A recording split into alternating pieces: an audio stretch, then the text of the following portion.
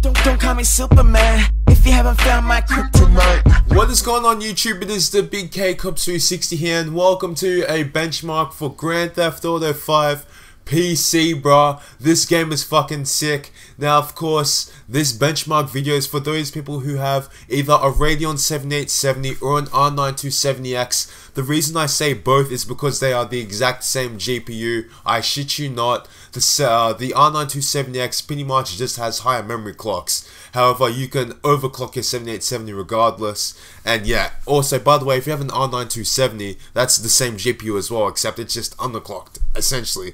All three of them are the exact same fucking GPU, so just keep that in mind. Now, of course, what is my test setup? What's my setup? What do I have going on here? I've got an AMD FX 8320 running at 4.2 GHz. I've got 8 GB of 1600 MHz DDR3 RAM, and I've got my 7870 running at 1200 MHz on the core and 1300 on the memory. So with that in mind, let's get into it. Now, of course, firstly, guys, what you're seeing on screen is my recommended settings, and I'm about to give the frame rates for those recommended settings. Now, of course, as you can see, I've got shaders, textures on very high. I believe I'm not looking at them right now, but I'm just saying off the top of my head. I've got shadows on normal, I believe.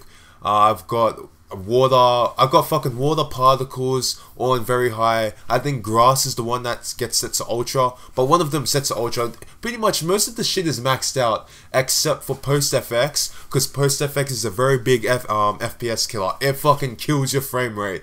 So if you've got a 7870 or just one of them like mid-end kind of cards, fucking turn post FX off. And shadows also has a pretty big effect on your frame rate as well.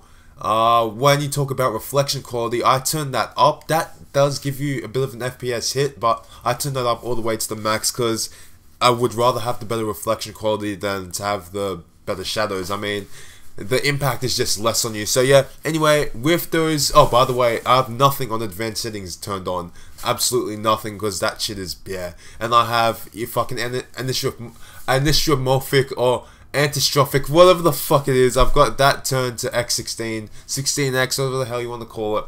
And yeah, look, and I got fucking tessellation on very high. Look, I'm gonna get to the fucking point. So anyway, with those settings, you get a minimum of 38 frames per second, which is, you know, pretty decent. It's comfy. It doesn't go below 38. That's sick. You get a maximum of 74, and you get an average of 51 frames per second. Now, of course, that is very comfortable, because to play GTA 5 on PC, I believe you have the best experience if you're playing above 40. I believe one of the PC gaming websites said that as well. But of course, 51 is just like sick, okay? It's sick. And of course, your minimum frame rate doesn't dip that low. Now, of course, if you want to turn everything up, balls to the walls, fucking turn it all up. Excluding MSAA, because I don't turn MSAA on at all because it fucking kills frame rates with this card.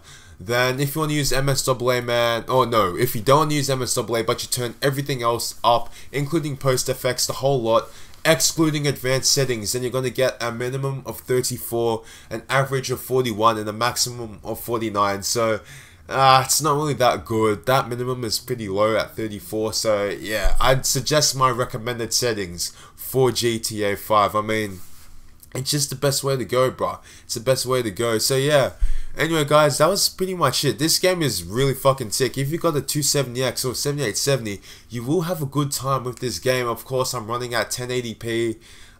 So yeah, the game obviously on this card will look better than what you see on the Xbone or on the PS4, you know, just a given, because the 7870 270X 270 is obviously faster than the GPUs in both consoles.